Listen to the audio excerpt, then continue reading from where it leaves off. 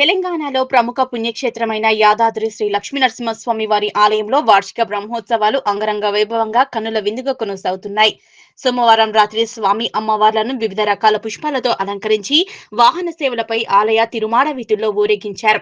6వ రోజు బ్రహ్మోత్సవాల్లో భాగంగా రాత్రి సింహవాహన సేవపై శ్రీ లక్ష్మీనరసింహస్వామి వారిని యోగానంద నరసింహస్వామి అలంకారంలో వజ్ర వైఢూర్యాలు వివిధ రకాల పుష్పాలతో నయన మనోహరంగా అలంకరించి వేద మంత్రాలు వేద పారాయణాలు మంగళ వాయిద్యాల నడుమ అంగరంగ వైభవంగా సేవపై ఊరేగించి ప్రత్యేక పూజలు నిర్వహించారు.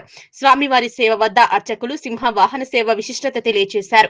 ఈ కార్యక్రమంలో పాల్గొన్న జిల్లా కలెక్టర్ హనుమంతరావు, అదనపు కలెక్టర్ భాస్కర్ రావు, ఆలయ ఈవో భవానీ శంకర్ రావు, ఆలయ అనువంశిక ధర్మకర్త నరసింహమూర్తి, ఆలయ అధికారులు, భక్తులు, స్థానికులు పాల్గొన్నారు.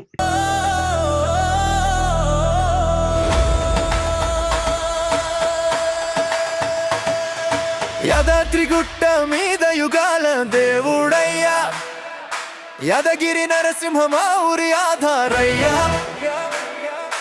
డబ్బుల దరువుకి గుండెలు దద్దరిల్లే,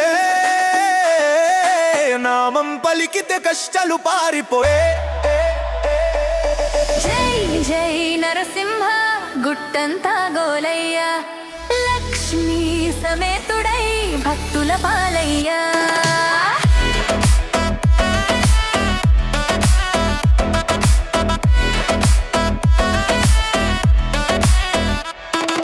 గుట్టపై వెలిగే బంగారు గోపురం చూసిన క్షణంలో పోతుంది పాపం, వేదల నాదం గాలిలో వినిపించే,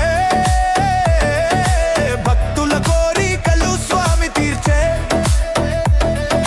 సింహ గర్జనలో శక్తి చూపే, చూడగానే మనసుకు ధైర్యం ఇచ్చే.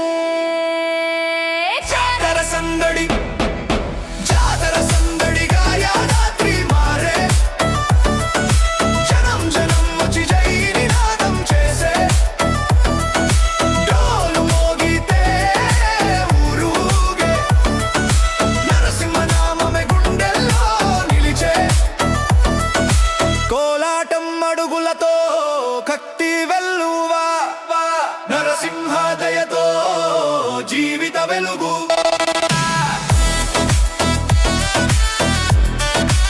పరమాత్మ నృసింహునిగా అవతారంగా వచ్చినటువంటి సింహరాజం అది. అలాంటి సింహరాజాన్ని మన వేదం స్మరిస్తూ ఉంటుంది. ఎలా అంటే మృగోన భీమ కుచరో గిరిష్టాహ, ఎట్లా అంటే కూర్చొని చూస్తుంటే ఆ కళ్ళలోంచి తేజస్సు ఉట్టి పడుతుందట. ఆ యొక్క కింద ఉన్నటువంటి సింహవదనం ధ్యాయేత్, ప్రసన్న వదనంగా ఉంటూ మనందరికి కూడా దర్శనమిస్తూ ఉంటుంది. మనం ఒక్కసారి ఆ నృసింహ నామస్మరణ చేస్తే చాలు, ఆ సింహం తల వంచుతుంది, స్వామి తల ఎత్తి మనకి చూస్తూ ఉంటాడు.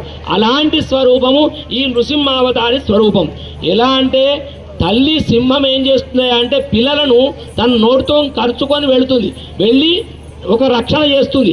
నోటితో తీసుకొని వెళుతున్నప్పుడు ఏ మాత్రం పంటితో గాయం కాకుండా ఆ విధంగా పట్టుకొని వెళుతున్నటువంటిదే ఆ సింహం.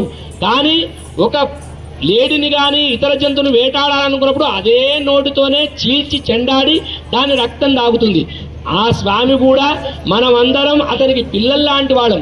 మనని ఎక్కడ రక్షించాలి, ఏ విధంగా తీసుకొని వెళ్ళాలి, ఏ విధంగా మనను కాపాడుకోవాలి, ఆ తల్లి సింహంలాగా మనందరినీ కూడా జాగ్రత్తగా చూస్తూ ఉంటాడు.